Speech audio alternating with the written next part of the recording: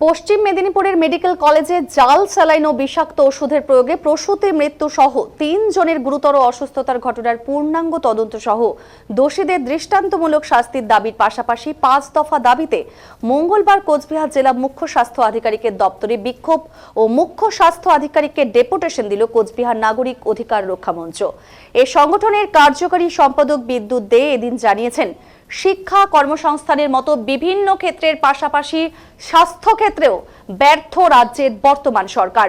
রাজ্যের সরকারি হাসপাতালগুলিতে ভেজাল ওষুধ, ভেজাল স্যালাইন চলছে, আর তা না জেনে বুঝেও হয় নাকে তেল দিয়ে ঘুমোচ্ছে রাজ্যের শাসক গোষ্ঠী, নয়তো ভেজালকারীদের মদত দিচ্ছে।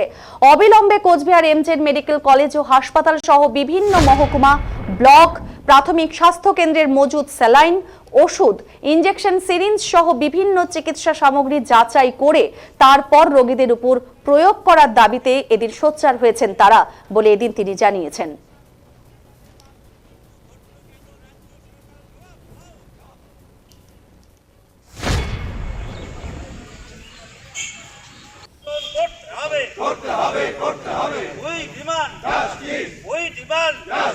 কোচবিহার নাগরিক অধিকার রক্ষা মঞ্চ করতে হবে, করতে হবে, করতে হবে। We demand justice, we demand justice, justice for medical college ও হাসপাতালের ফেক কালচার বন্ধ করতে হবে, করতে হবে, করতে হবে।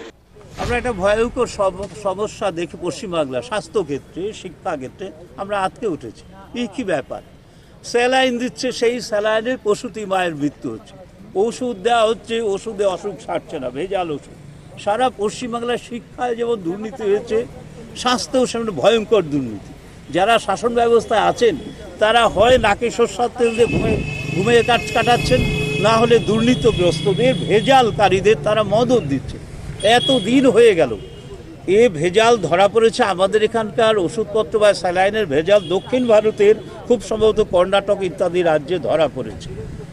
ওরা সেখানে রাজ্য সরকার কেউ কোন দলের আমাদের দেখার দরকার নেই, দে শুড অ্যাক্ট, তাদের অ্যাক্ট করা উচিত। ওরা অ্যাক্ট করলে আর পশ্চিমবঙ্গ সরকার সেই মেদিনীপুর মেডিকেল কলেজে মা মারা গেলেন, ওই স্যালাইনে বিষাক্ত প্রতিক্রিয়া হলো, তারপরে একটুখানি নড়ে চড়ে বসলো। তাও এখনও মনে হয় সেই বিষাক্ত স্যালাইন বিভিন্ন হাসপাতালে, বিভিন্ন নার্সিংহোমে হয়তো চলছে। আমরা সেই জন্য সিএমএইচের কাছে, নাগরিক কুচবিহার সিএমএইচের কাছে এসেছি। আমাদের বক্তব্য হচ্ছে যে আপনি হাসপাতাল, কুচবিহারের যত স্বাস্থ্যকেন্দ্র আছে, মহকুমা হাসপাতাল, ব্লক স্বাস্থ্যকেন্দ্র, প্রাইমারি স্বাস্থ্যকেন্দ্র, মেডিকেল কলেজ, সর্বত্র স্যালাইন চেক করুন, ওষুধ চেক করুন, ইনজেকশনের সিরিঞ্জ চেক করুন, চিকিৎসা সামগ্রী সব চেক করে দেখুন নর্মাল আছে কিনা, তারপরে রুগীর উপরে প্রয়োগ করুন। নর্মাল না থাকলে সঙ্গে সঙ্গে নর্মাল জিনিসপত্র, স্বাভাবিক চিকিৎসার জন্য যা যথোপযুক্ত যন্ত্রপাতির থেকে শুরু করে ট্যাবলেট, স্যালাইন, ডেটল আর যা যা আছে সব পরীক্ষা করে দেখুন। এই দাবিটা আমরা করছি মানুষের স্বার্থে। আমরা